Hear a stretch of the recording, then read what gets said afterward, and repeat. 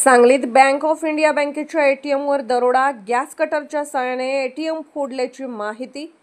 15 ते 16 लाखांची रोकड लंपास केल्याचा अंदाज. सांगलीच्या बुधगाव येथे बँक ऑफ इंडिया बँकेचे एटीएमवर दरोडा टाकण्यात आल्याचा प्रकार घडला आहे.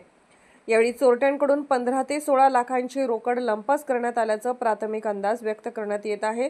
मध्यरात्रीच्या सुमारास बँक ऑफ इंडिया बँकेचे एटीएमवर हा दरोडा टाकण्यात आला असून गॅस कटरच्या साहाय्याने एटीएम मशीन फोडण्यात आली. त्यानंतर मशीनमध्ये असणारी रोकड लंपास करण्यात आली आहे. 4 दिवसांपूर्वी एटीएम मशीनमध्ये बँक ऑफ इंडिया बँकेकडून 20 लाखाचा भरणा करण्यात आला होता.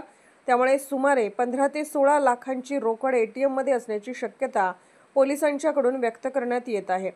दरम्यान या घटनेनंतर सांगलीचे पोलीस अधीक्षक संदीप घुगे यांच्यासह सांगली ग्रामीण पोलिसांनी घटनास्थळी पाहणी करत तपास सुरू केला आहे.